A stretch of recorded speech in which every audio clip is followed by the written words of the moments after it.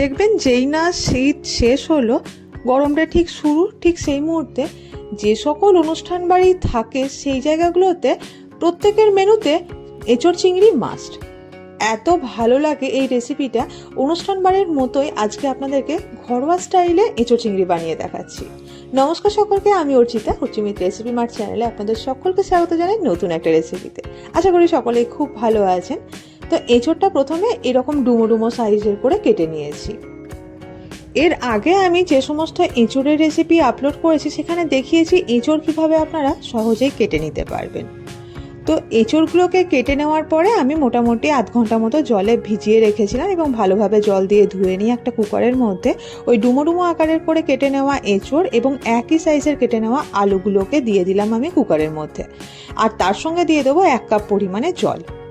আর এই সেদ্ধ হওয়ার সময়তে এঁচোড় এবং আলুর মধ্যে যাতে নুনের টেস্টটা ঢুকে যায় সেই কারণে দিয়ে দিয়েছি 1/2 চা চামচ পরিমাণে নুন এবং 1/2 চা চামচ পরিমাণে হলুদ।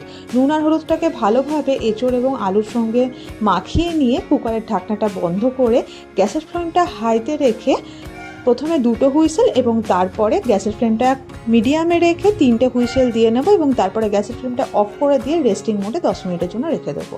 অন্যদিকে একটা ব্লেন্ডারের মধ্যে পেঁয়াজ, আদা, রসুন, টমেটো এবং লঙ্কা নিয়ে সেটা সুন্দরভাবে ব্লেন্ড করে নিতে হবে।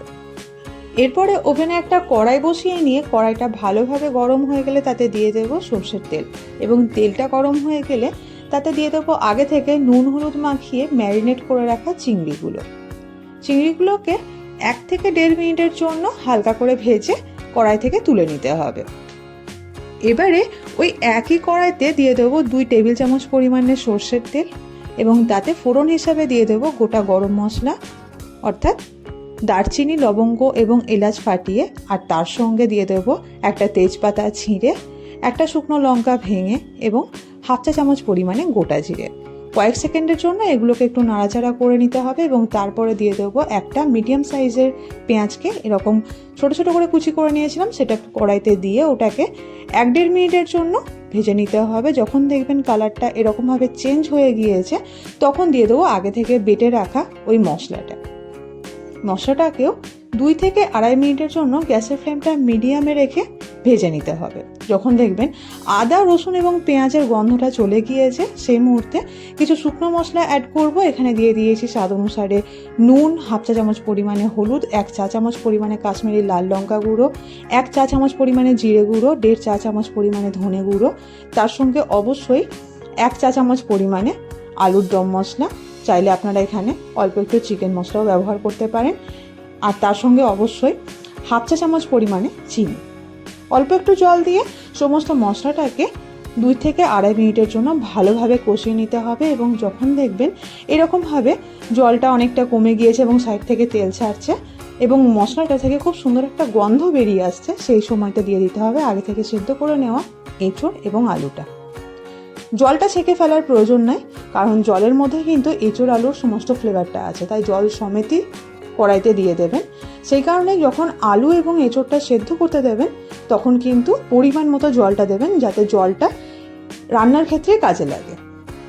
এবারে ওই আগে থেকে কষিয়ে নেওয়া মশলার সঙ্গে আলু এবং এঁচোড়টাকে ভালোভাবে মিশিয়ে নিয়ে এটাকেও আরও 2 থেকে 2.5 মিনিটের জন্য মিডিয়াম ফ্লেমে ভালোভাবে কষাতে হবে। এঁচোড়টা কষানোর সময়তেই আগে থেকে ভেজে রাখা চিংড়িগুলো কিন্তু অ্যাড করে দেবেন যাতে চিংড়ির ফ্লেভারটা খুব সুন্দরভাবে এঁচোড়ের মধ্যে অ্যাড হয়ে যায়।